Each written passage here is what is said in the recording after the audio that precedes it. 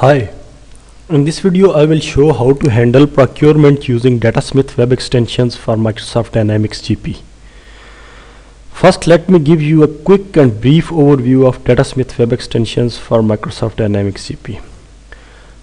Web Extensions for Dynamics GP is a web application which extends functionalities of Dynamics GP. It extends GP functionalities in two ways. One, it extends standard functionalities of GP onto the internet. For example, we can create sales order in Dynamics GP using web interface of web extensions. Secondly, it incorporates new functionalities and integrates them with standard functionalities of Dynamics GP. For example, we can manage procurement using web extensions. This is main interface of web extensions. This is navigation bar, this is contents area, and this is global toolbar. Navigation bar contains all the navigation of the application. Navigation in the navigation bar has been divided into modules pretty much the same way as in Microsoft Dynamics GP. There is one link to each module at the bottom of navigation bar, as you can see here. We can click any of these links to see navigation of that particular module. Content area shows actual content, that is forms and reports, etc. At the moment it is showing home page. Home page is the default page which is shown when the user logs in. Home page contains almost all the navigation of the application. A global toolbar contains some of the global level links. For example, it contains a link to the home page. So at any time user can click this link to come back to the home page. And it shows the current company in which user is logged in.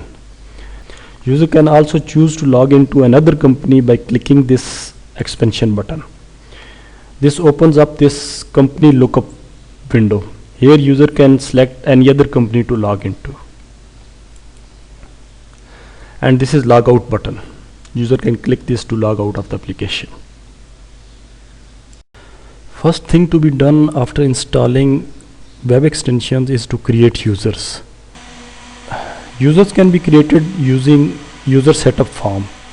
User setup form is part of administration module. We can open user setup form by clicking this link. This is user setup form.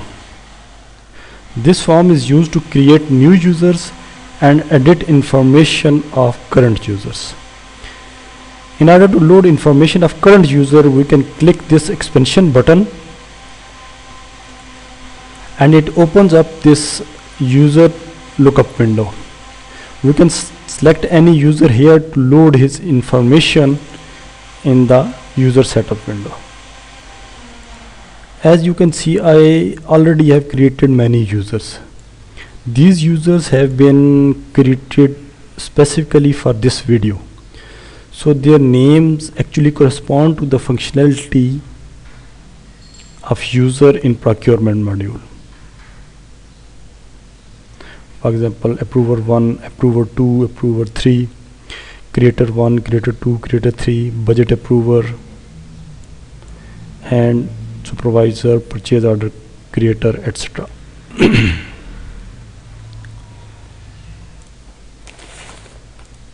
Now let's move to procurement.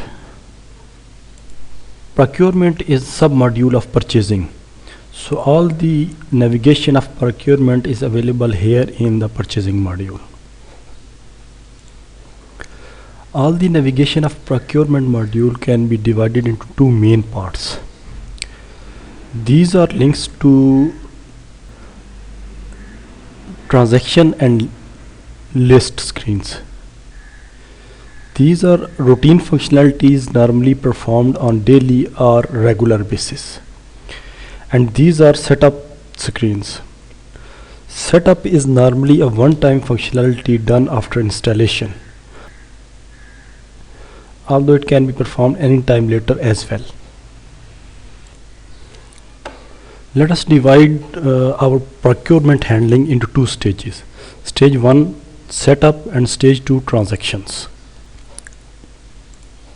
Let us start with stage 1, that is setup. Setup is a 3-step process.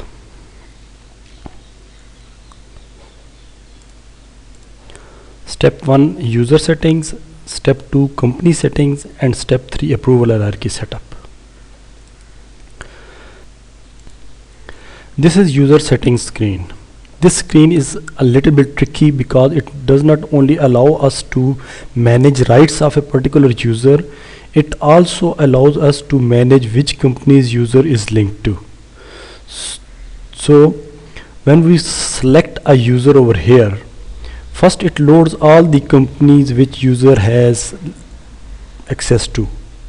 For example, this user approver 1 has access to company 2. We can use this expansion button to open company lookup window and select more companies to give this user access. Once user has the access to one or more companies, we can select any of those companies to load rights of that user for that company. For example, these are the rights for the user approver for company 2.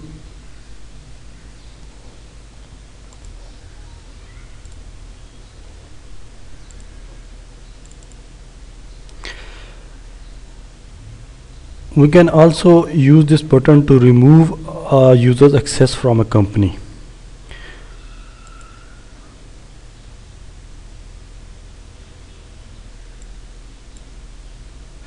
Now user creator 3 has no access to any company.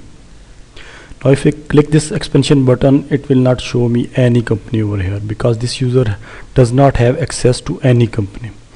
So let me give this user access to company 2. Now creator 3 has access to company 2. Now I can click this button, select company 2 here. Now it loads the creator 3 rights for company 2. At the moment this user does not have any right for company 2.